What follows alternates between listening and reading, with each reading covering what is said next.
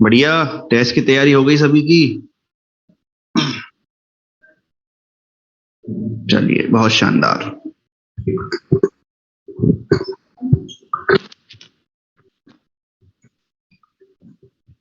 Vaccine लेके आए हो?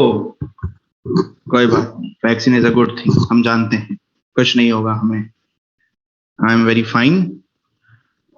हाँ, ओके, लेट्स स्टार्ट। मुझे ये बताओ कि कहाँ तक हो गया था। स्लाइड शो हो रही है ना सभी को? चलिए, ये हो गया था क्या?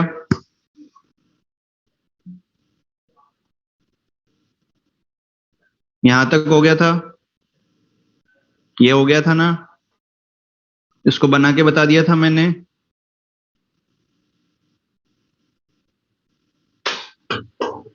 चलो, इसको देखो।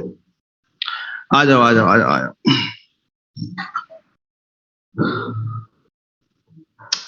हमने इम्यूनिटी देखी है सेल से मिलने वाली, जो कि हमें प्रोवाइड करती है टी सेल। फिर हमने इम्यूनिटी देखी एंटीबॉडी वाली, जो हमें प्रोवाइड करती है बी सेल। क्लियर? से टी सेल कैसे मारती है? टी किलर बना के, और टी किलर रिलीज करती है परफोरिन, और वो सेल को खत्म कर देती है। अच्छा, हाँ, सही बात है सर। अच्छा, एंटीबॉडी कौन बना रही थी? B lymphocyte. Clear? B lymphocyte. After then B lymphocyte जो है वो एंटीबॉडी बना के मार रही थी। अब सर, एंटीबॉडी कैसे बनी? ये तो आपने बता दिया। अब ये बताओ वो दिखती कैसे है, ये बताओ वो काम कैसे करती है। तो अब जो हम इम्यूनिटी पढ़ने वाले हैं वो है कौन सी इम्यूनिटी? Cell mediated immunity. कौन सी इम्यूनिटी है? Cell sorry antibody mediated immunity, या इसी को हमने नाम दिया था ह्यूमोरल इम्यूनिटी। नाम दिया था ह्यूमोरल क्योंकि ये एंटीबॉडी कहाँ है? आपके प्लाज्मा में है। तो इसलिए उस प्लाज्मा को जो होता है फॉर्म, वो लिक्विड होता है। लिक्विड के लिए हम यूज करते हैं ह्यूमर। तो इसलिए क्या बोल दिया? ह्यूमोरल एंटीबॉडी या ह्यूमोरल इम्यूनिटी। बात समझ में आई यहां तक? यानी कि ये हमें प्रोवाइड कौन करेगा? ये हमें बी लिम्फोसाइट प्रोवाइड। अब समझिएगा, क्या यहां आपको एक मॉलिक्यूल दिख रहा है जिस मॉलिक्यूल का शेप वाई शेप है? क्या आपको यहां पे एक मॉलिक्यूल दिख रहा है जिसका शेप कैसा है? Y shape. इंग्लिश में जैसे वाई होता है वैसा है आपका कौन? एंटीबॉडी का मॉलिक्यूल।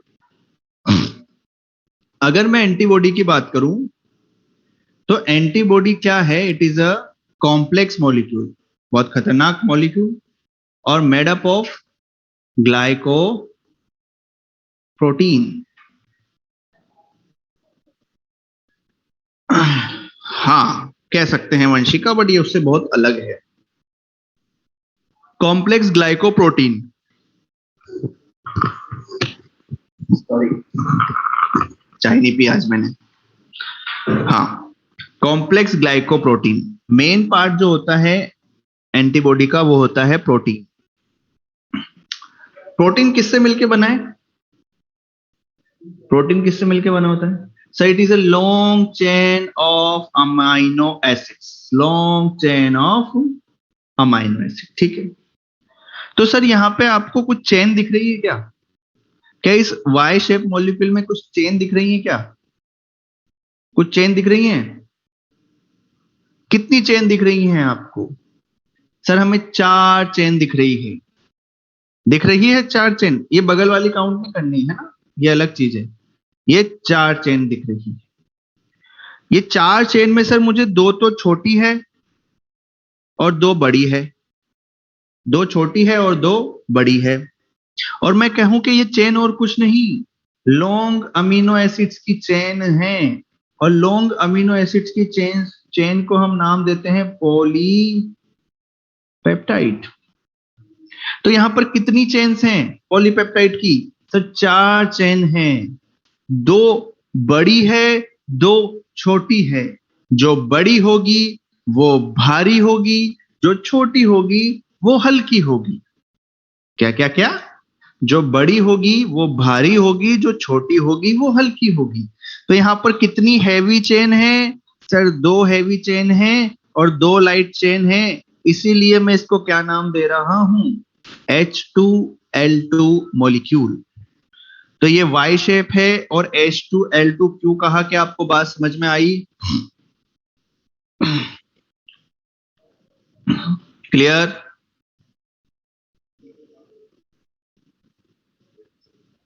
चलो, अब अमीनो एसिड में आपने देखा होगा एक साइड NH3 ग्रुप होता है और एक साइड COO होता है, अमाइन ग्रुप और कार्बोक्सिलिक ग्रुप ऐसे कुछ होता है। तो आप इस चेन को जब देखोगे तो देखोगे इसमें भी एक साइड NH3 है और दूसरी साइड COO है। ये बात साबित करता है ये किसकी बनी हुई है? It is a long chain of amino acids. अरे ये चेन, ये जो लाइन खींची ना मैंने, ये चेन, ये चेन, ये ये पहले नंबर की चेन, ये दूसरे नंबर की चेन, ये दूसरे नंबर की चेन, ये पहली नंबर की चेन। तो 2 हल्की चेन है, एक और दो भारी चेन है। क्लियर हो गया? किसने पूछा था? क्लियर है भाई कि कौन सी चेन की बात कर रहा हूं मैं? यहाँ 4 चेन आपको दिख रही है, उन्हीं चेन्स की बात कर रहा हूं। चलिए, अच्छा ये जो चेन है ये अलग अलग है कि एक है? अलग अलग है सर, तभी तो 4 चेन हैं। अब इनको हमें जोड़ के रखना है, इनको हमें बाइंड करके रखना है। जब भी बाइंड करेंगे, जब भी बाइंड करेंगे क्या बनेगा? बॉन्ड बनेगा। जब भी बाइंड करेंगे क्या बनेगा? बॉन्ड बनेगा, बॉन्ड बनेगा। और यहाँ पे जो इन चेन्स को जोड़ने में हेल्प करता है उस बॉन्ड का नाम है डाई सल्फाइड बॉन्ड। ये दिख रहा होगा आपको, ये S और S, S और S, S और S, ऐसे हर जगह ये चेन को आपस में जोड़ के रखते हैं। कौन से बॉन्ड के थ्रू जुड़ती रखती है? ये S.S, यानी कि 2 सल्फर के मॉलिक्यूल हैं। तो क्या बोलेंगे इनको? Disulphide. क्या बोलेंगे भाई? Disulphide. क्या बात समझ में आई आप लोगों को? बोलो। अब इन डाइसल्फाइड बॉन्ड को आप ध्यान से देखेंगे तो यहाँ पे कुछ डाइसल्फाइड बॉन्ड तो एक ही चेन के बीच में है और कुछ डाइसल्फाइड बॉन्ड यहाँ पे 2 चेन के बीच में है। क्या आप देख पा रही हैं? बोलो बोलो। क्या यहाँ पे कुछ बॉन्ड तो किसके बीच में है? बोलो। 2 चेन के बीच में, और कुछ बॉन्ड एक ही चेन के बीच में है। लोगों को बात समझ नहीं आ रही है ऐसा लग रहा है।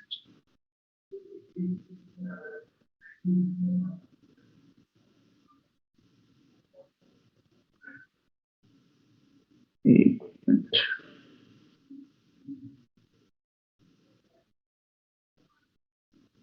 अरे कुछ चेन तो, कुछ बॉन्ड तो आपको लाइट और लाइट के बीच में दिख रहे होंगे और कुछ बॉन्ड आपको हैवी और हैवी के बीच में दिख रहे होंगे।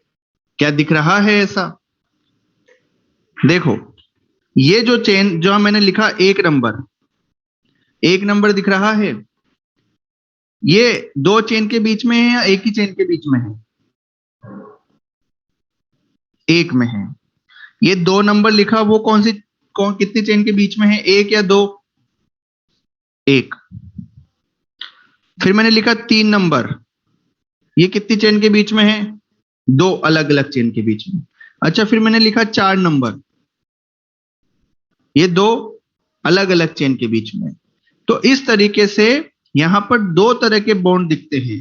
इस तरीके से यहां पर 2 तरीके के बॉन्ड दिखते हैं। एक तो वो बॉन्ड जो सेम चेन में है और एक वो बॉन्ड जो अलग अलग चेन में है। क्रिकेट मैच चल रहा है 2 देशों के बीच में, इंटरनेशनल। समझ पा रहे हो? एक ट्रेन चलती है इंटरसिटी, इंटरसिटी 2 शहरों के बीच में। वैसे ये कुछ कुछ बॉन्ड हैं 2 अलग अलग चेन के बीच में, इंटरचेन। क्या बोलेंगे इनको? इंटरचेन। और जो बॉन्ड एक ही चेन के बीच में है, जो बॉन्ड एक ही चेन के बीच में है, उनको क्या बोलेंगे? Intra chain. क्या आपको बात समझ में आ रही है मेरी? तो ये तो हो गया इंट्रा चेन और ये वाला हो गया इंटर चेन। क्या क्लियर है ये बात? तो दो तरह के बॉन्ड है यहां पर, एक तो इंटरचेन और एक इंट्राचेन। चलो बहुत बढ़िया, चले आगे।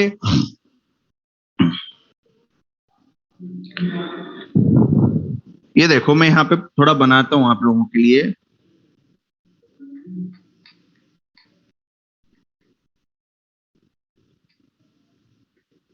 चार चेन दिख रही है? यस सर दिख रही है। दो हैवी दो लाइट दिख रही है। डाइसल्फाइड बॉन्ड से जुड़ी हुई है, हाँ सर। अब इसका मैंने इस तरीके से दो पार्ट कर दिए, एक ऊपर वाला छोटा वाला पार्ट ये, और एक ये बड़ा वाला पार्ट। सेम इधर, ये छोटा वाला ये बड़ा वाला। तो ये जो छोटा वाला पार्ट है, ये जो छोटा वाला पार्ट है, ये जो छोटा वाला पार्ट है दोनों चेन में, ये तो होता है वेरिएबल। कैसा होता है ये? वेरिएबल। और ये होता है कांस्टेंट। वेरिएबल बोले तो ये अपने आप को चेंज कर सकता है, ये अपने आप को चेंज कर सकता है अकॉर्डिंग टू एंटीजन। क्योंकि ये जो वेरिएबल पार्ट है ना, इस वेरिएबल पार्ट को खोल के मैंने इधर दिखा दिया है ना, इसको इसको बड़ा करके इधर दिखा दिया। ये लाइट चेन का पार्ट है, ये हैवी चेन का पार्ट है ना, ये वो है पार्ट वेरिएबल वाला। तो यहाँ पे इस तरीके से इसमें स्पेसेस होते हैं, इस तरीके से स्पेसेस होते हैं, और इस स्पेसेस को हम बोलते हैं एंटीजन बाइंडिंग साइट। यहाँ पे आके कौन जुड़ेगा? एंटीजन जुड़ेगा। और जहां पे आकर एंटीजन जुड़ेगा उसको हम बोलते हैं पेराटोप। यानी कि पेराटोप किसके पास होगा? एंटीबॉडी के पास या एंटीजन के पास? एंटीबॉडी के पास। तो क्या यहाँ पर जुड़ने वाला जो एंटीजन होगा उसके पास भी कुछ चीजें होंगी? हाँ सर, उसके पास भी कुछ चीजें होंगी। तो उसके पास जो ये चीजें हैं ये एंटीबॉडी से जुड़ने के लिए है, और एंटीबॉडी से जुड़ने के लिए जो चीजें होती हैं इनको बोलते हैं हम एपिटोप। तो एपिटोप वाला किसके पास है? एंटीजन के पास। और पेराटोप वाला किसके पास है? एंटीबॉडी के पास। बिल्कुल। की एंड लॉक वाला जो आपने पढ़ा होगा, लॉक एंड की वाला जो कंसेप्ट होता है वो, जैसे ही चाबी उस ताले की होती है ताला खुल जाता है। लेकिन यहां पर एंटीबॉडी एक ऐसी चाबी है जो अपने आप को बदल लेती है। कैसा ही ताला आ जाए, जब वो घुसेगी तो अपने आप को बदल लेगी, क्योंकि उसके पास एंटीबॉडी के पास कौन सा पार्ट है? Variable part. क्या वेरिएबल पार्ट सिर्फ लाइट चेन ने बनाया? क्या सिर्फ हैवी चेन ने बनाया? सर दोनों चेन ने मिलकर बनाया, हैवी ने भी बनाया और लाइट ने भी बनाया। बोलो बात समझ में आ रही है आप लोगों को? क्लियर है यहां तक? चलो, तो इस तरीके से हमने एंटीबॉडी की स्ट्रक्चर देखी। ये वेरिएबल रीजन है ऊपर वाला, ये कांस्टेंट रीजन है। ये यहां पर आपको हिंज दिख रहा होगा, हिंज। जैसे आप गेट खोलते हो तो गेट एक जगह से जुड़ा हुआ है, वो हिंज है। अगर वो हिंज नहीं होता तो गेट मूव कर सकता क्या? नहीं कर सकता। इसी तरीके से एंटीबॉडी में ये जो शेप होती है यहाँ पे जहां से टर्न लेती है, ये हिंज होता है।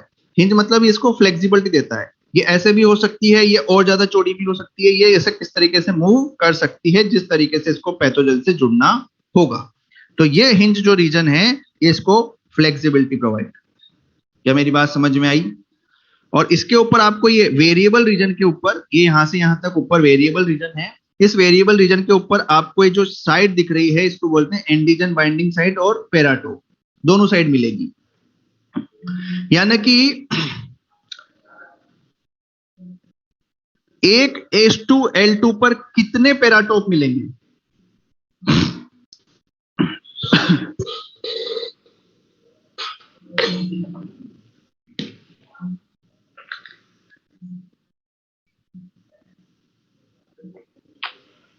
एक H2L2 पर कितने पेराटोप मिलेंगे? दो। एक पेराटोप इधर, एक पेराटोप इधर। एक एंटीबॉडी पर कितने एपिटोप मिलेंगे?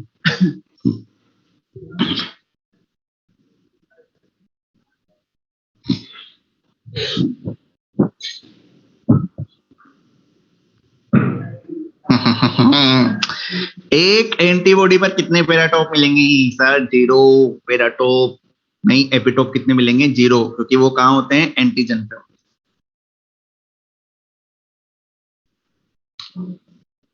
क्लियर? अच्छा, कोई एंटीबॉडी के पास 3 एंटीबॉडी मॉलिक्यूल है। कोई ऐसा मॉलिक्यूल है एंटीबॉडी का जैसे इसके पास 3 वाई शेप स्ट्रक्चर है, इस तरीके से। इसके पास कितने पेराटोप मिलेंगे? 6। हाँ, क्लियर। समझ में आ गया? आगे बढ़ू? तो ये बात थी किसकी? AMIS की, एंटीबॉडी मीडिएटेड इम्यूनिटी। ये डायग्राम बहुत इंपॉर्टेंट है, एनसीईआरटी में दिया हुआ है, इसलिए मैंने एक साफ स्लाइड और डाल दी इसकी, ताकि आप इसको अच्छे से पढ़ सकें। क्योंकि क्योंकि क्योंकि क्या है? बोलो, क्योंकि क्या है? एंटीजन तो बेटा अलग अलग टाइप के हो सकते हैं, उनका क्वेश्चंस नहीं आएगा, है ना? वो तो अलग अलग टाइप के हो सकते हैं, उनमें कोई फिक्स नहीं है, उनका कोई ईमान धर्म नहीं है। क्लियर है? बोलो।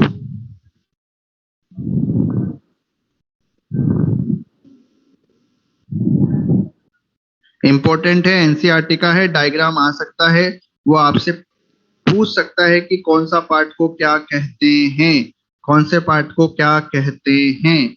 क्या मैं आगे बढ़ सकता हूं? बोलता ही नहीं है कोई। चलें आगे? चलो। हाँ, दोनों चेन के हाफ पार्ट वेरिएबल हैं और हाफ पार्ट। देखो, लाइट चेन में एक तो रेड दिख रहा है, एक येलो दिख रहा है, येलो दिख रहा है, रेड दिख रहा है। उसी तरीके से जो हैवी चेन है उसमें ब्लू दिख रहा है, ऑरेंज दिख रहा है, ब्लू दिख रहा है, ऑरेंज दिख रहा है। तो लाइट चेन का येलो और हैवी चेन का ब्लू, इसी तरीके से इसका लाइट चेन का येलो और हैवी चेन का ब्लू, दोनों मिलके क्या बना रहे हैं? वेरिएबल पार्ट बना रहे हैं। क्लियर? वेरिएबल पार्ट बना रहे हैं। क्लियर? बोलता ही नहीं है कोई। समझ में आ गया ना भाई? इसको FAB नाम क्यों दिया? इसको FAB नाम क्यों दिया? क्योंकि ये एंटीबॉडी का वो फ्रेगमेंट है जहां पर कौन जुड़ेगा, जहां पर कोई कलर का कोई सिग्निफिकेंस नहीं है, बस आपको समझाने के लिए, लाइट और हेवी चेन को समझाने के लिए कलर दिया है। ऐसा कलर नहीं होता है एंटीबॉडी का, है ना? ये ध्यान रखना है। क्लियर? कलर का कोई सिग्निफिकेंस नहीं। समझ में आ गया? क्लियर? तो ये वो फ्रेगमेंट है जहां पर एंटीजन बाइंड होता है, तो फ्रेगमेंट ऑफ एंटीजन बाइंडिंग, इसलिए इसको क्या बोल दिया? FAB। और ये है फ्रेगमेंट कांस्टेंट, क्योंकि ये एंटीबॉडी का वो पार्ट है जो कांस्टेंट है। क्लियर है ये चीजें?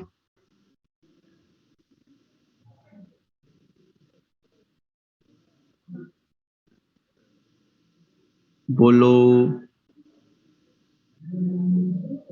ओके। अब सर ये भी बता दिया आपने कि एंटीबॉडी कैसे बनती है, कैसे दिखती है, ये बताओ काम कैसे करती है, किस तरीके से ये मारेगी। केतन जी, मैंने शुरू में बताया ना, COO- क्या है? अरे अमीनो एसिड की चेन है ना, तो अमीनो एसिड में एक साइड NH3 ग्रुप होता है, एक साइड COO ग्रुप होता है। तो ये अमीनो एसिड जुड़ेंगे तो उसी तरीके से तो अरेंज होंगे। सिर्फ पेराटोप, मनीष जी, सिर्फ पेराटोप, है ना? पेराटोप वेरिएबल ही तो पार्ट है।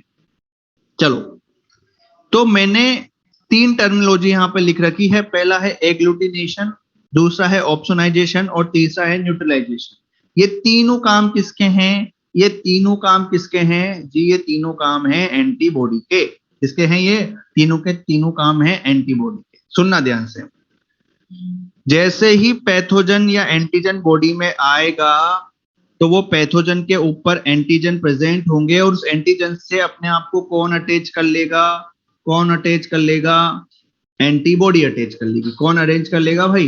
एंटीबॉडी, है ना। जैसे ही एंटीबॉडी इस एंटीजन से अटैच होगी तो आपकी बॉडी में एक सिस्टम काम करेगा जिसको बोलते हैं कॉम्प्लीमेंट सिस्टम मेडिएटेड। क्या बोलते हैं? Complement system. आपने एक थ्योरी पढ़ी होगी, कैस्केड मैकेनिज्म। कैस्केड थ्योरी पढ़ी है? नाम सुना है किसी ने? आपने ब्लड क्लोटिंग सुना है? ब्लड क्लोटिंग, हाँ क्लोटिंग सुना है।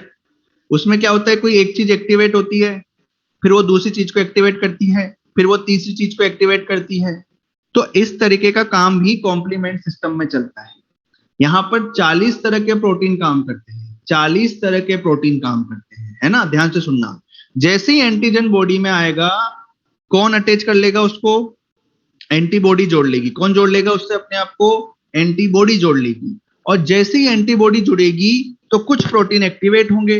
वो प्रोटीन एक्टिवेट होकर किसी दूसरे को एक्टिवेट करेंगे, किसी तीसरे को एक्टिवेट करेंगे। इस तरीके से लगभग 40 प्रोटीन एक्टिवेट होते हैं और वो कुछ इस तरीके का मैकेनिज्म आपकी बॉडी में करते हैं तो कि वो जो फॉरेन बॉडी है, फॉरेन पैथोजन है, उसका क्या हो जाएगा? Cell lysis. वो सारे के सारे प्रोटीन मिलकर उन सब का चाहे किसी भी प्रकार का पैथोजन हो, उस सबका क्या कर देंगे? Cell lysis. सेल मतलब सेल, लाइसिस मतलब रप्चर, टूटना, ब्रेक डाउन होना। बात समझ में आई? तो ऐसा हो रहा है तो इसको हम क्या बोलेंगे? एग्लूटिनेशन। याद करो, एंटीजन एंटीबॉडी रिएक्शन को भी क्या नाम दिया था?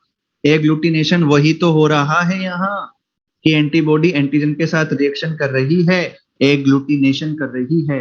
एम आई क्लियर और एम आई क्लियर?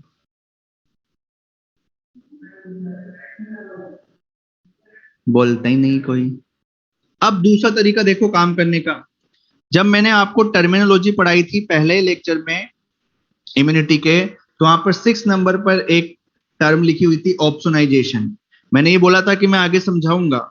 आप लोग भूल गए, मैं नहीं भूला। I have memory cells. बहुत खराब जोक था सर।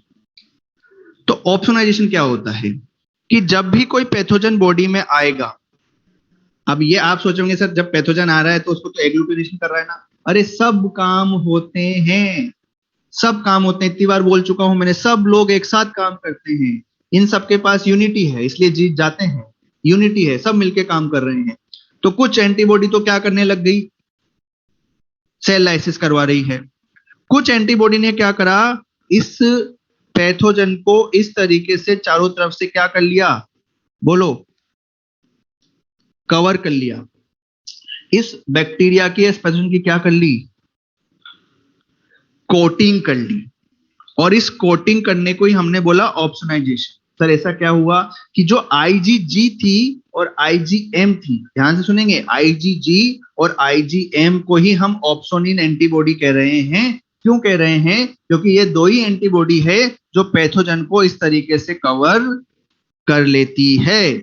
और जैसे ये पैथोजन को कवर करती है तो यहाँ पे कुछ केमिकल सीक्रेट होते हैं और वो केमिकल किसको अट्रैक्ट करते हैं? वो अट्रैक्ट करते हैं फेगोसाइटिक सेल को। और यहाँ पे बहुत बड़े बड़े अमाउंट में, अच्छे अच्छे अमाउंट में फेगोसाइटिक सेल्स आती हैं और उस एंटीजन का, उस पैथोजन का फेगोसाइटोसिस करती है। तो एंटीबॉडी यहाँ पर किसको प्रमोट करवा रही है? फेगोसाइटोसिस को। क्या करके? उस पैथोजन की कोटिंग करके। कोटिंग कौन सी एंटीबॉडी करेगी? सर आईजीजी करेगी और आईजीएम करेगी। इसलिए मैं इनको कोटिंग एंटीबॉडी या ऑप्सोनिन एंटीबॉडी भी बोल सकता हूं। Am I clear? क्लियर? बोलता ही नहीं है कोई। चलो अब आता है थर्ड पॉइंट, न्यूट्रलाइजेशन। अरे सर पैथोजन को तो निपटा दिया, लेकिन पैथोजन आया होगा, हमने एंटीबॉडी बनाई होगी, तब तक पैथोजन शांत थोड़ी बैठा होगा। उसने कुछ ना कुछ तो किया होगा ना। हाँ किया होगा। क्या किया था सर? सर उसने टॉक्सिन रिलीज करे होंगे, कुछ ना कुछ रिएक्शन करी होगी, टॉक्सिन रिलीज करे होंगे। और जैसे उसने टॉक्सिन रिलीज करे होंगे, वो टॉक्सिन बॉडी में फैल रहे हैं। अब चलो पैथोजन को तो निपटा दिया, पर उससे रिलीज हुए टॉक्सिन को भी तो निपटाना पड़ेगा। तो उससे जो रिलीज हुआ है टॉक्सिन, उसको भी न्यूट्रलाइज करने का काम कौन कर रहा है? एंटीबॉडी कर रही है। तो आपसे ज्यादा कुछ नहीं पूछेगा, आपसे सिर्फ नाम पूछेगा कि फंक्शन ऑफ एंटीबॉडी बताओ। 3 फंक्शन है, एग्लूटिनेशन, ऑप्सोनाइजेशन, न्यूट्रलाइजेशन।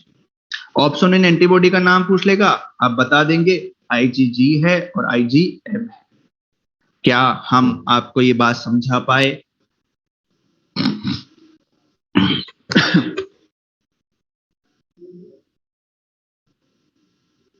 बच्चे कम है आज, टेस्ट की तैयारी कर रहे होंगे।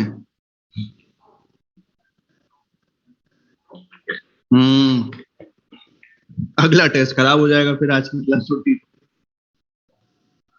ऐसे क्या ही है, हैं? चलो चलो, बहुत मुश्किल पेपर है, बहुत ध्यान से पढ़ के आना, बता देता हूं अभी।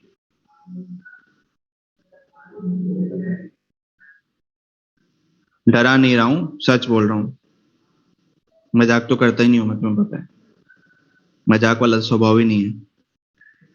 इधर देखो, अब एंटीबॉडी बन गई, मजा आया डराने में? नहीं नहीं, अच्छा पेपर है, आप सब कर लेंगे मुझे उम्मीद है, पर पढ़ के आना पड़ेगा, है ना? ऐसा नहीं है कि बिना पढ़े होता है। कंसेप्चुअल पेपर है, बहुत सीधा पेपर है, ज्यादा मत पूछो वरना मैं क्वेश्चन भी बता दूंगा। क्वेश्चन बताओ इनका। देखो,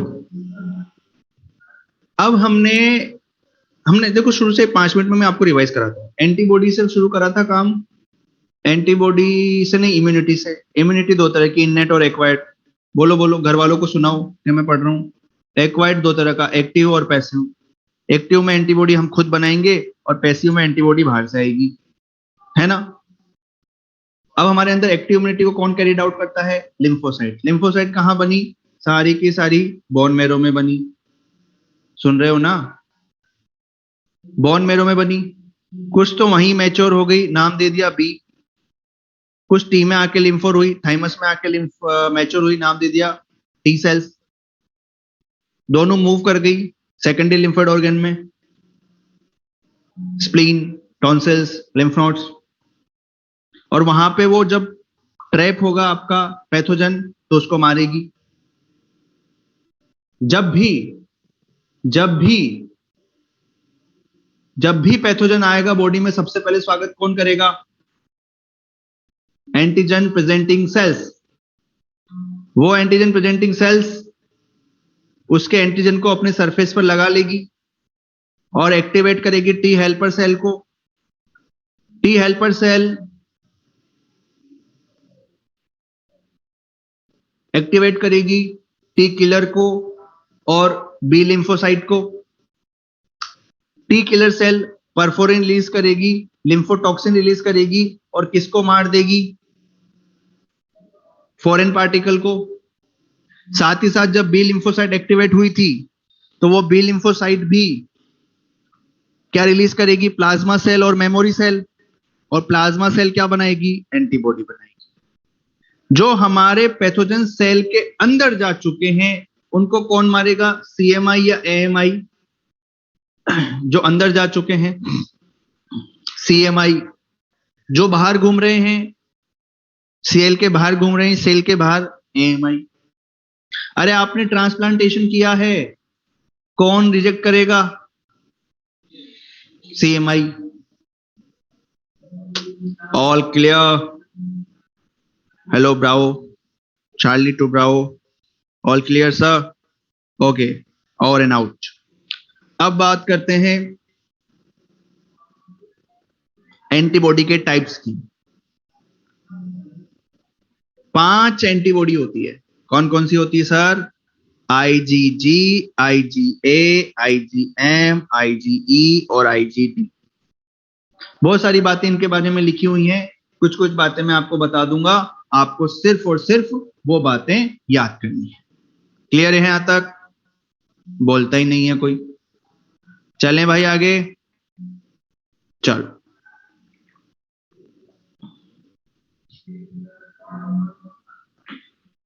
सबसे पहले है आईजीए। सबसे ये आईजी आईजी क्या है, ये आईजी आईजी, ये आईजी आईजी क्यों बोल रहे हो बार बार? अरे आईजी का मतलब है इम्यूनो ग्लोब्यूलिन।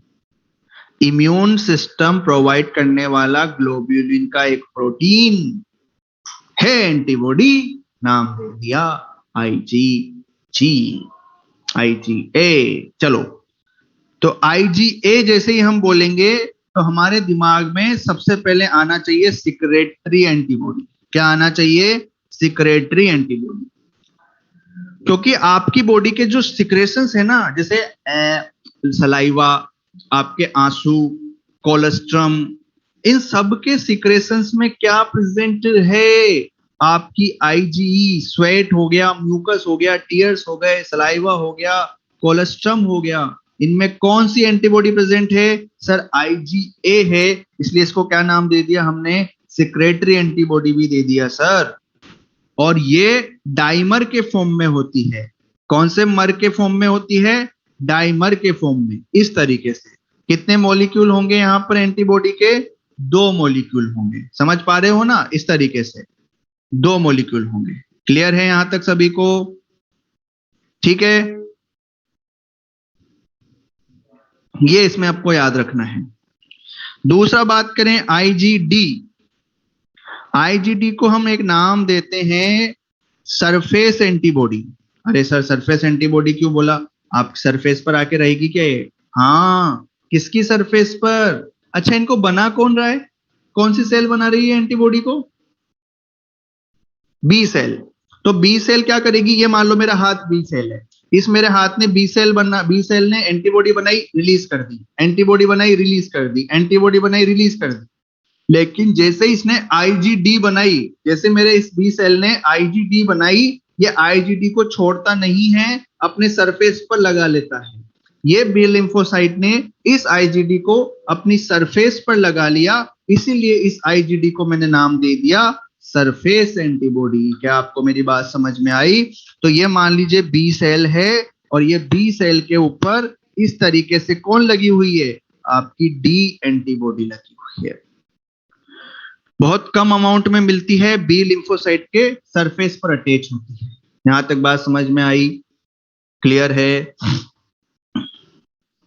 अब तीसरी एंटीबॉडी आती है आईजीई, और ये ई एंटीबॉडी है। जहां भी ई एंटीबॉडी आ जाए, ई मतलब ये बात कर रहा है किसकी?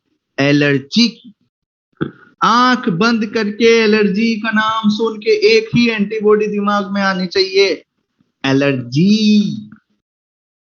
Allergy antibody, allergy.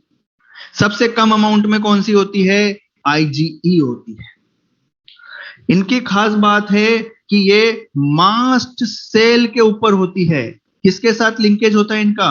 Mast cell और बेसोफिल। मास्ट सेल सुना होगा आपने कनेक्टिव टिश्यू में। ये मास्ट सेल रिलीज करती हैं आपका हिस्टामीन। और बेसोफिल्स कैसे काम करता है एलर्जी में डिटेल में बात करेंगे। अभी सिर्फ इतना याद रखो कि जब जब एलर्जन आएगा, जब जब एलर्जी होगी, तब तब आईजीई रिलीज हो। बोलो बोलो, जब जब एलर्जन आएगा तब तब आईजीई बनेगी, आईजीई रिलीज होगी। क्लियर? तो एलर्जिक रिएक्शंस में ये हमारे आईजीई हमारी रक्षा करती है। चलो, अब आईजीजी की बात कर रहा हूं। इसके बारे में तो सर हमें थोड़ा बहुत पता है जी, इसके बारे में तो आपको थोड़ा बहुत पता होगा। अरे ये वो एंटीबॉडी है जो जो क्रॉस कर सकती है। अरे किसको? प्लासेंटा। ये वो एंटीबॉडी है जो हमारी मम्मी ने हमको दी है। तो just thank to your mother. जाओ उनको थैंक यू बोलना क्लास के बाद, mummy thank you for the IgG. And your mom will be like, हैं चप्पल खानी है? बकवास मत कर, जाके पढ़ाई कर, मम्मी नहीं समझेगी पर तुम खुश हो जाओगे। चलो, हाँ मम्मी को बोलो, मम्मी थैंक यू एंटीबॉडी देने के लिए। तो ये आईजीजी वो है जो प्लेसेंटा को क्रॉस कर सकती है। बहुत खास बात, प्लेसेंटा को क्रॉस करने वाली, जब हम मां के पेट में होंगे हमारी बॉडी में सबसे पहले कौन सी एंटीबॉडी मिलेगी? कौन सी एंटीबॉडी मिलेगी? आईजीजी मिलेगी सर। इसलिए मैं इसको लिख सकता हूं, फर्स्ट अपीयर्ड एंटीबॉडी। कौन सी होगी? फर्स्ट अपीयर्ड एंटीबॉडी आईजीजी होगी। क्या ये मैंने खुद ने बनाई? क्या ये मैंने खुद ने बनाई? ना, बाहर से मिली सर, नेचुरल मिली सर, पैसिव मिली सर। पैसिव नेचुरल का एग्जांपल है सर। वाह, बहुत बढ़िया। ये सबसे ज्यादा मिलती है, सबसे ज्यादा अमाउंट में मिलती है, सब जगह मिलती है आईजीजी। क्या आपको मेरी बात समझ में आ रही है? बोलता ही नहीं है कोई। सबसे खास बात, इट इज लाइटेस्ट। वजन में सबसे हल्की कौन है?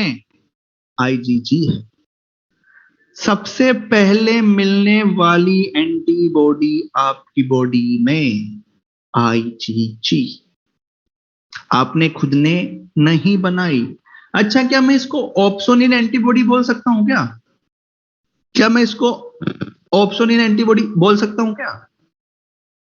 हाँ, कोटिंग कर रही थी, बिल्कुल।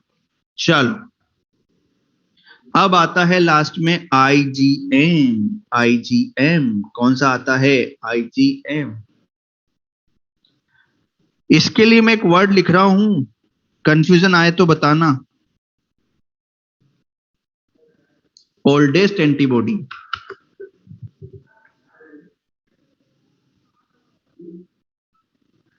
ओल्डेस्ट एंटीबॉडी सर, ओल्डेस्ट का मतलब सबसे पुरानी। और अभी थोड़ी देर पहले आपने बकवास करी थी कि आपकी में तो सबसे पहले आईजीजी बनी थी, तो ये ओल्डेस्ट कैसे हो गई? कॉन्ट्रोवर्शियल बात कर रहे हो, बच्चों को कंफ्यूज कर रहे हो। तो सुनो, आईजीजी आपने खुद ने नहीं बनाई, वो आपकी मदर ने दी थी। लेकिन आप यूट्रस में हो, एम्ब्रियोनिक कंडीशन में पल रहे हो, और आपको कोई इंफेक्शन आ जाता है, आपको कोई इंफेक्शन हो जाता है, तो जब आपकी बॉडी जो सबसे पहले एंटीबॉडी बनाएगी वो आईजीएम होगी। तो आपकी बॉडी ने सबसे पहले इंफेक्शन होने पर जो एंटीबॉडी बनाई वो आईजीएम है। आपकी तो यही है, वो तो किसी और की थी। तो सबसे पुरानी कौन सी? Oldest and first antibody generated in response to antigen. Clear? Clear? Okay. और डाइमर कौन थी? डाइमर कौन थी? दो बार कौन मर रही थी? दो बार कौन मर रही थी? आईजीए। बाकी सब कितनी बार मरेगी? एक बार। और ये ससुरी आईजीएम 5 बार मरेगी। यानी कि ये कैसी है? पेंटामर है। ये कैसी है भाई? पेंटामर है। कितनी बार मरेगी? 5 बार मरेगी, पेंटामर है। इसीलिए ये सबसे कैसी हो गई? हैवीएस्ट हो गई। इसका ये एमडब्ल्यू, मोलिकुलर वेट, सबसे ज्यादा है। क्या ये कुछ बातें आप सबके लिए याद रख सकते हैं? फंक्शन एज सच नहीं पूछे जाएंगे आपसे, लेकिन एंटीबॉडी का टाइप पूछ सकता है, आईजीजी का मतलब पूछ सकता है, कौन सबसे ज्यादा भारी है, कौन सबसे ज्यादा हल्की है, कौन प्लेसेंटा को क्रॉस कर सकती है, कौन कोलेस्ट्रम में प्रेजेंट होती है, और क्या पूछ सकता है? हाँ, कौन सबसे पुरानी है, कौन सबसे पहले आएगी। समझ आ रहा है? कौन सी एलर्जी में आएगी। क्लियर? तो सबसे, अगर अकॉर्डिंग टू मॉलिक्यूलर वेट बात करें तो सबसे भारी कौन सी है? सबसे भारी कौन सी है? एम, उससे हल्की ई, उससे छोटी डी, उससे ए, और सबसे हल्की जी। मेदा जी। मेदा जी। सबसे भारी एम और सबसे हल्की जी। All clear? कमांडोज, समझ में आ गया? जीएएमडी का फुल फॉर्म क्या है? किसका फुल फॉर्म क्या है? आईजी का फुल फॉर्म इम्यूनोग्लोब्युलिन है। अच्छा, जी का मतलब क्या है, एम का मतलब क्या है, ये पूछ रहे हो क्या? अच्छा, ये पहली बात तो ये sequence according to molecular weight है ना, इसका क्वांटिटी के साथ कोई लेना देना नहीं है बेटा। आईजीजी का कोई फुल फॉर्म नहीं है, इनकी शेप के बेसिस पर नाम दे दिया। अल्फा को बोल दिया ए, अल्फा को क्या बोल दिया ए, डेल्टा को बोल दिया जी, म्यू को बोल दिया एम। इस तरीके से बात करी है। लिखूं क्या आप लोगों के लिए?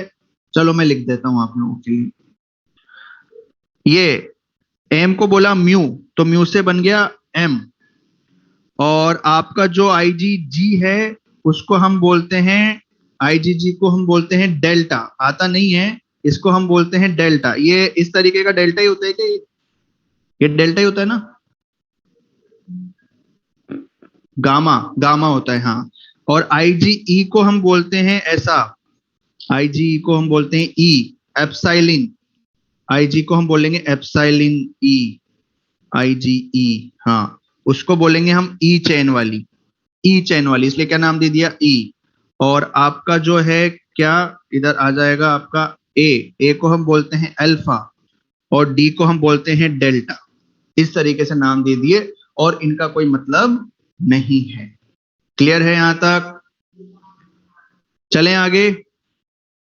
अरे कुछ नहीं बता रहा, ये लास्ट में फालतू बकवास करिए, याद मत रखना, है ना? अल्फा को नाम दे दिया ए, है ना, डेल्टा को नाम दे दिया डी, बस और कुछ भी नहीं। गामा को नाम दे दिया, म्यू को नाम दे दिया, इस तरीके से, और कुछ भी नहीं।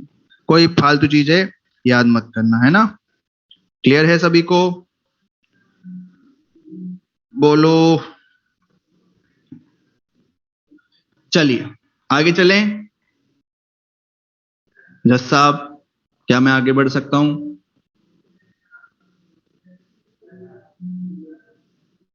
Thank you.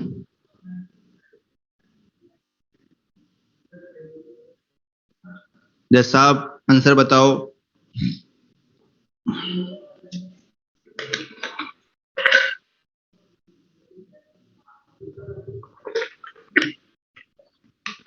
हाँ जज साहब सीधा सीधा है, क्या इसमें वो कर रहे हो? चलो सेकंड बताओ, सेकंड बताओ। डाइसल्फाइड बॉन्ड याद है ना? चलो मम्मी को थैंक यू दो चीजों के लिए बोलना है, आईजीजी के लिए भी बोलना है और आईजीए के लिए भी बोलना है। कोलेस्ट्रम में कौन सी होगी? कोलेस्ट्रम तो सिक्रेशन है ना सर, मदर का। और सिक्रेशन जब होता है तो सिक्रेटरी एंटीबॉडी। बहुत शानदार। चलो अगला बताओ।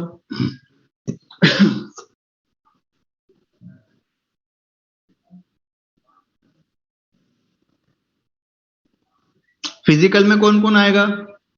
फिजिकल में कौन कौन आएगा? स्किन और म्यूकोसा। सेलुलर में कौन कौन आएगा?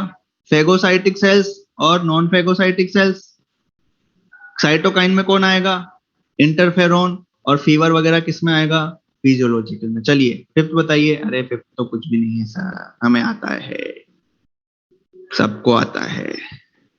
वाह। चलो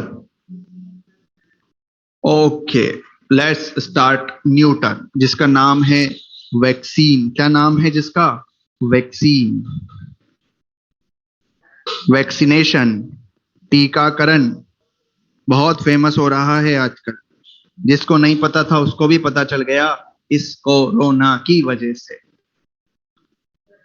हाँ, I am a fully vaccinated person, दोनों डोज लग चुकी है सक्सेसफुली, फिट एंड फाइन। चलो आप भी लगवा लीजिए, जैसे ही नंबर आता है, मौका मिलता है, सब लोग वैक्सीनेशन जरूर करवाइए। क्यों करवाई है चलिए पढ़ते हैं। अरे कोई बात नहीं, चुप नीचे करवा लो तुम। चलो। हाँ, ये चैप्टर से तुम्हारा पीछा भगवान जीवन में ना छुड़ाए, सारी बीमारियों से तुम घिरे रहो, हमेशा इन बीमारियों के बारे में सोचते रहो, काम करते रहो। चलो वैक्सीनेशन की बात करते हैं।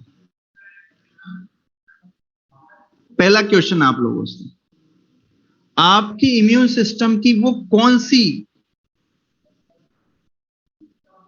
पावर है जो अगर उसके पास नहीं होती तो वैक्सीन कभी नहीं बनता।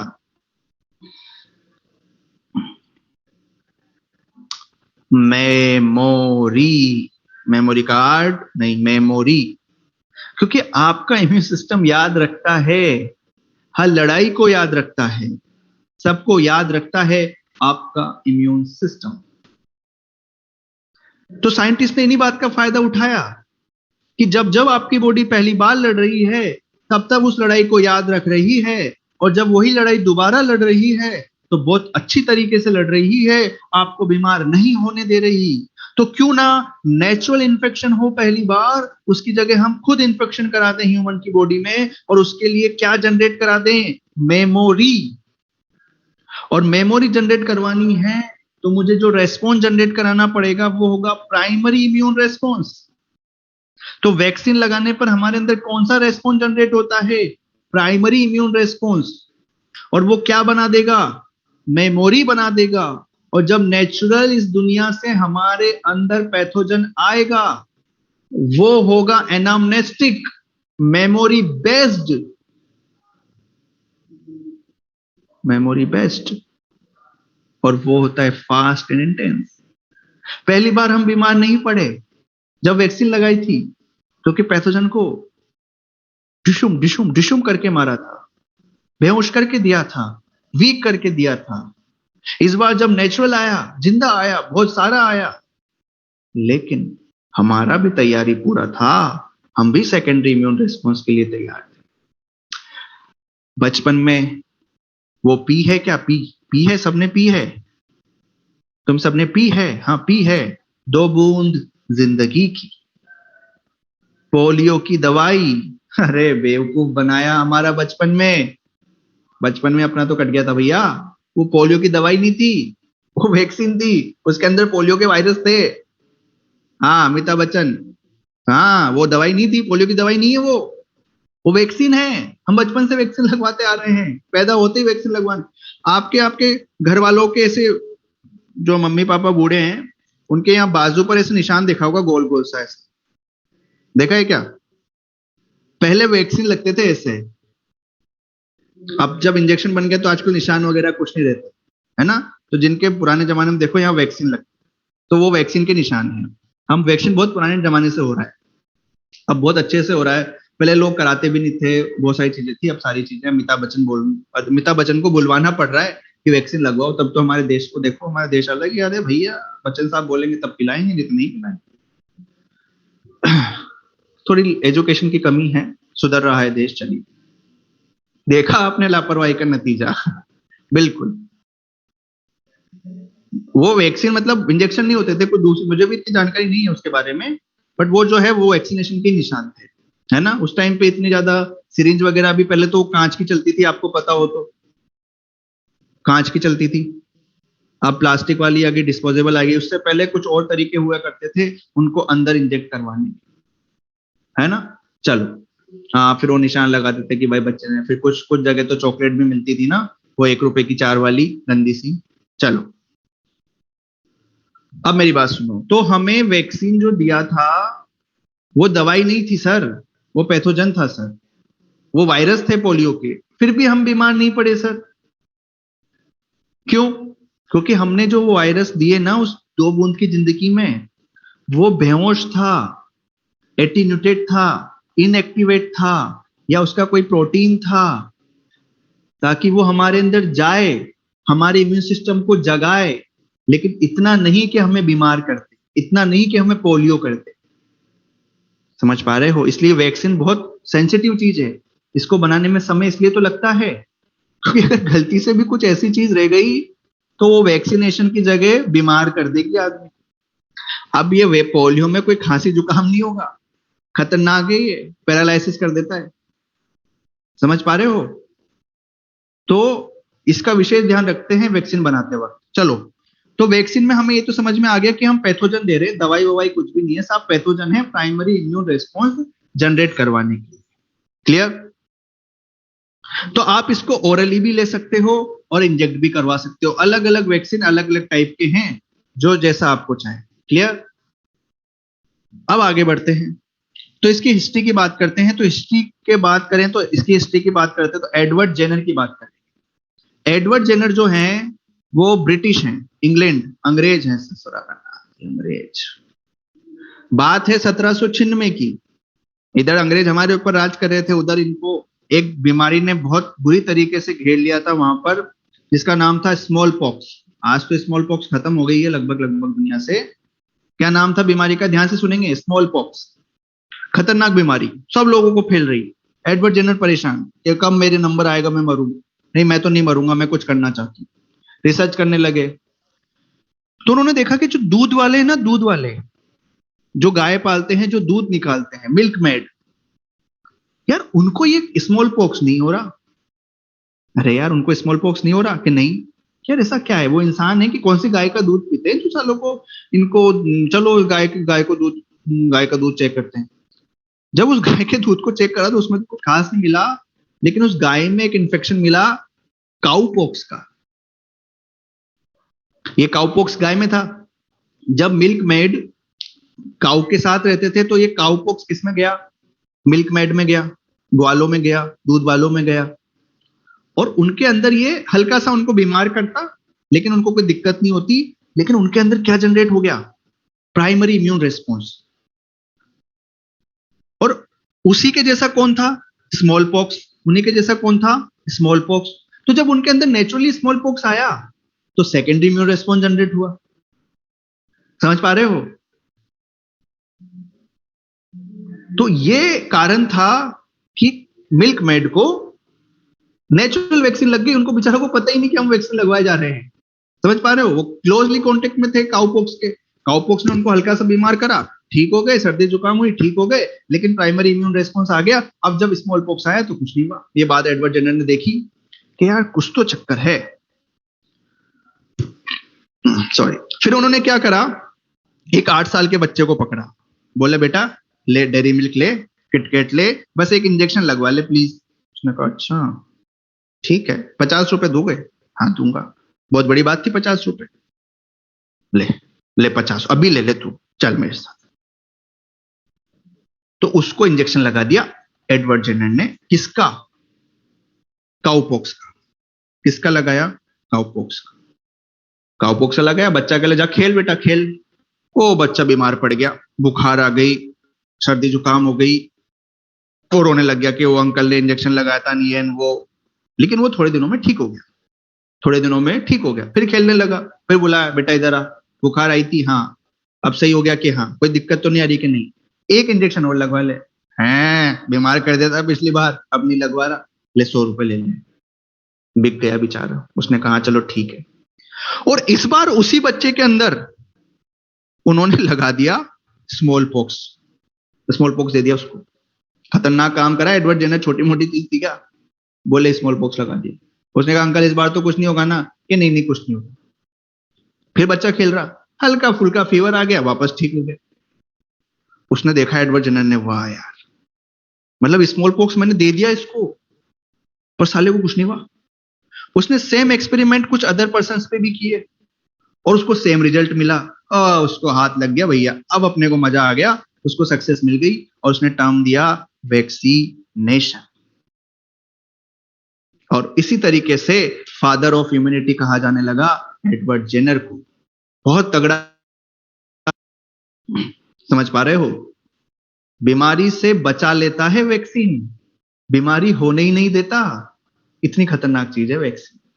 तो हम अलग अलग बीमारियों के वैक्सीन बना रहे हैं, बन भी रही है। इसलिए देखो ना आज हमारी पॉपुलेशन क्यों बढ़ रही है, वैक्सीनेशन इतना अच्छे से हो रहा है, शुरू से बच्चों में लग रहे हैं सारे के सारे वैक्सीन, तो हम बीमार नहीं पड़ते हैं।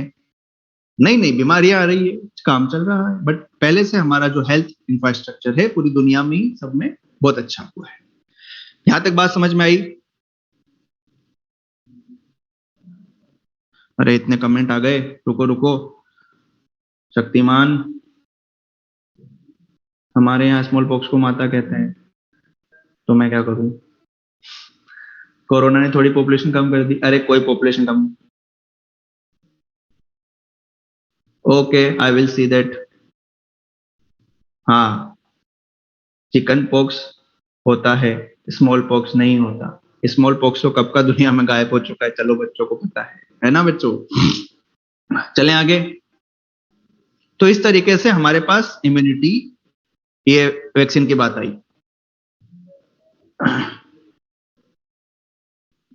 अब यहां तो एक हमें एडवांटेज ये था कि हमारे पास स्मॉल पॉक्स से मिलता जुलता कौन था, काउ पॉक्स, जो इतना खतरनाक नहीं था लेकिन प्राइमरी इम्यून रेस्पॉन्स जनरेट करवा देता। लेकिन हर बीमारी में हमें कुछ ऐसा मिल जाए ये जरूरी थोड़ी है। हर बीमारी में हम ऐसा मिल जाए जरूरी थोड़ी है कि उसका ऐसा भाई मिल जाए जो वैक्सीन का काम कर दे। समझ पा रहे हो?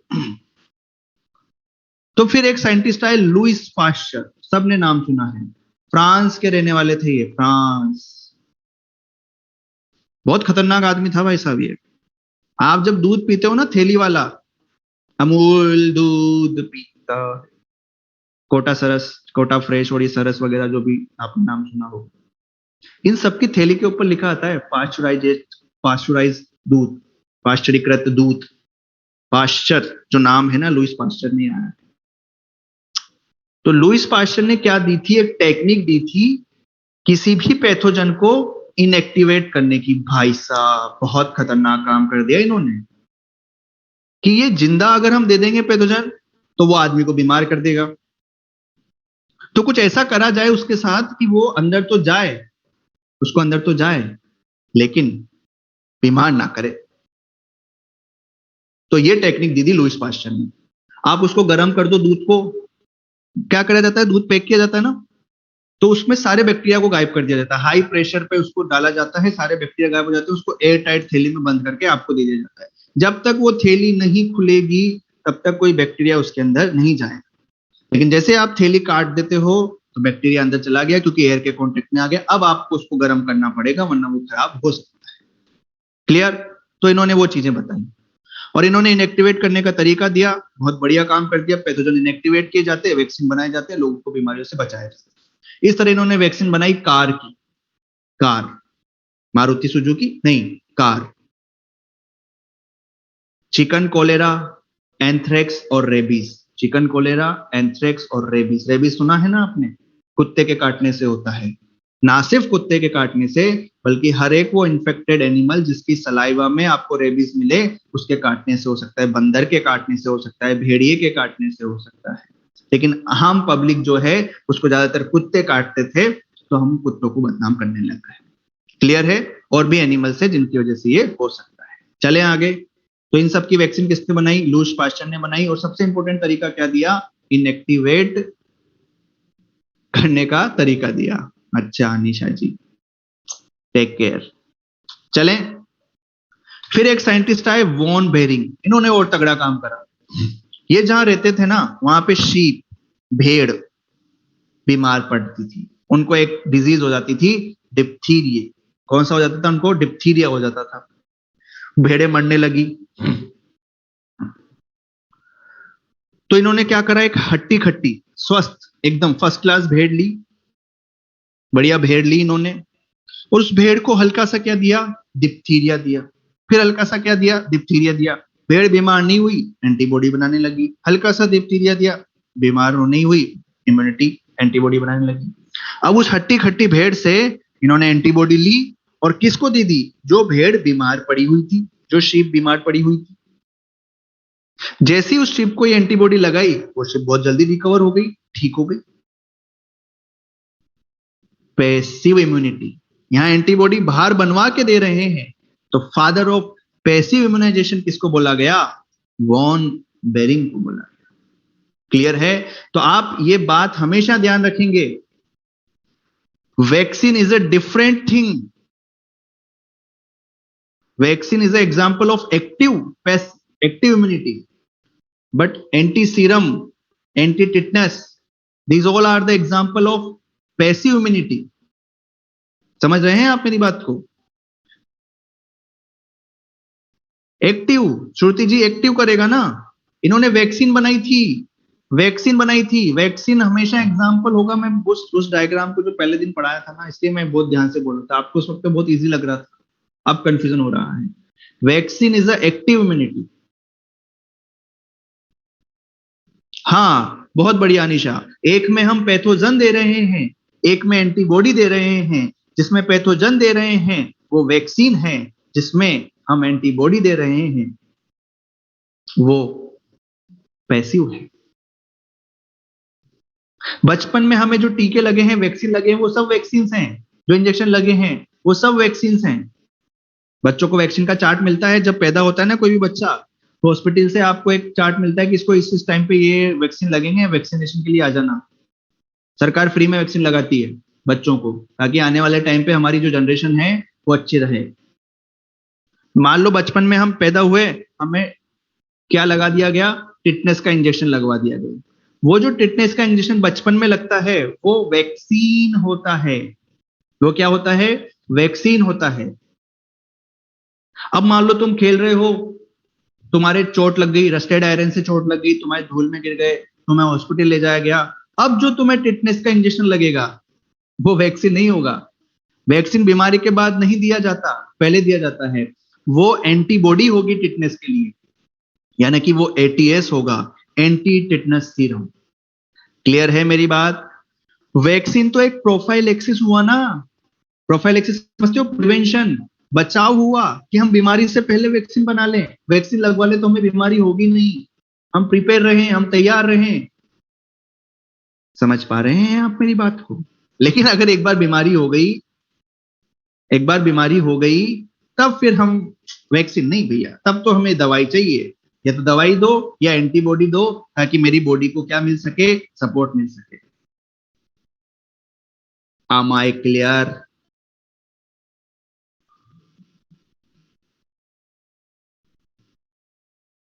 सब वैक्सीन नहीं है। कुछ दिन बाद आप वैक्सीन लगवा सकते हैं। सरकार ने एक पर्टिकुलर टाइम दिया है तस्कीन जी, उसके बाद आप वो टाइम पूरा होता है तो हाँ, वो आप वैक्सीन लगवा सकते हैं। अब आ गया एकदम बिल्कुल। हम वैक्सीन लगा के और कुछ नहीं कर रहे हैं, मेमोरी सेल बना रहे हैं, ताकि जब नेचुरल आए तब सेकेंडरी इम्यून रेस्पॉन्स जनरेट हो और हम बीमार ना पड़े। हमने पोलियो की दवाई पी थी जीवन में, बचपन में। सर दवाई मत बोलो, वैक्सीन बोलो। हमने पोलियो की वैक्सीन पी थी बचपन में। क्या हम जीवन में कभी हमारे अंदर पोलियो नहीं गया होगा? गया होगा। लेकिन क्या हमें पोलियो हुआ? नहीं हुआ। क्यों नहीं हुआ? क्योंकि जैसे ही पोलियो आया सेकेंडरी इम्यून रेस्पॉन्स जनरेट हो गया। दो घूंट जिंदगी की, बिल्कुल ऐसे ही थोड़ी बोला। क्लियर है? लेकिन अगर किसी को पोलियो हो गया तो क्या वो दो बूंद काम आएगी? वो तो पहले लेनी थी जी, अब तो लेट हो गया। अब कुछ नहीं हो सकता। इसलिए सजग रहें, सावधान रहें। जय हिंद, जय भारत। क्लियर? फिर तब हम ट्रीटमेंट देंगे। अब कुछ का ट्रीटमेंट है, कुछ का नहीं है। पोलियो अगर एक बार सीरियसनेस लेवल पे पहुंच गया, फिर उसका कोई विशेष इलाज हमारे पास नहीं है। क्लियर है? मैं आगे बढ़ सकता हूं योर ऑनर? हाँ, आज के लिए इतना इनफ क्यों है? अभी तो 10 मिनट है। दो बूंद में पोलियो नहीं होता बेटा। पोलियो होता तो हम सब जिंदा नहीं रहते आज, हम सबको पोलियो हो चुका होता।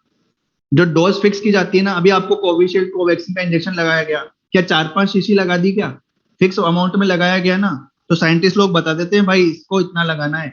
क्या हम अभी बच्चों को लगा रहे हैं? क्या हम बच्चों को वैक्सीन लगा रहे हैं क्या, जो हमें एडल्ट को लगा रहे हैं? नहीं, क्योंकि वो बच्चों के लिए नहीं है। बच्चों का इम्यून सिस्टम अलग तरीके से काम करता है, हमारा इम्यून सिस्टम अलग तरीके से काम करता है। तो ये मजाक नहीं। जितनी जल्दी मैं आपको पढ़ा देता हूँ, जितनी जल्दी आपको समझ में आ जाता है ना, इतनी जल्दी ये रियलिटी नहीं होती। बहुत बहुत बड़े बड़े लेवल पे काम चलता है वैक्सीन से, तब जाके सक्सेस मिलती है।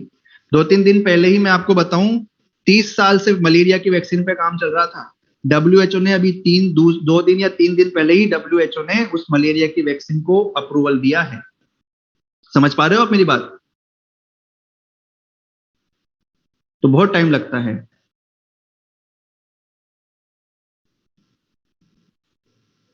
अच्छा, एक बच्चा पूछ रहा है कि किसी के पास काइनेमेटिक्स वाले सर के नंबर हैं क्या? अगर किसी के पास काइनेमेटिक्स वाले सर के नंबर हो, तो कोई बच्चा मांग रहा है, तो वो अगर यहाँ दे सकता है तो दे दे। सर को परेशान मत करना, सर मेरे माथे हैं कि सर आपने मेरा नंबर दे दिया, या तो आप उन्हीं से मांग लेना। अच्छा, उन्होंने नहीं दिया तो फिर मैं नहीं दूंगा, फिर वो जिसका नंबर वही देंगे, है ना? चलिए, है ना बेटा, मेरा नंबर है, आप मुझे परेशान करो, कभी भी करो। परेशान का मतलब ही नहीं रात को 2 बजे तुम पढ़ रहे हो, मैं तो सोता हूं ना। हाँ, चलिए, समझ में आया यहां तक? तो वैक्सीन और सीरम, एंटी सीरम में सब क्लियर हो गया ना? वैक्सीन पहले देंगे और एंटी सीरम बाद में देंगे। क्लियर है ना? नहीं बेटा, आप मुझे कॉल भी कर सकते हैं, मैसेज भी कर सकते हैं। बस अगर मैं कट कर दूं तो फिर हो सकता है मैं क्लास में हूं तो मैं आपको कॉल बैक करूं, है ना? आप जो भी डाउट हो, आप कभी मैसेज तो आप कभी भी कर सकते हैं। जैसे मैं सीन करूंगा, मैं आपको जो है वो क्या कहता हूँ, हाँ, रिप्लाई कर दूंगा। क्लियर? हाँ, ये नंबर लिख लो वापस, अगर किसी के पास नहीं है तो। कुछ बच्चों के पास तो अभी तक नहीं है। चलो, हाँ, नाम पता ही होगा मेरा। चलिए, चलिए, चलो फिर आज यहीं खुश रहो, जाके तैयारी करो, रिलैक्स करो, कल से शुरू करेंगे। क्लियर? मतलब क्या है लिवेश का?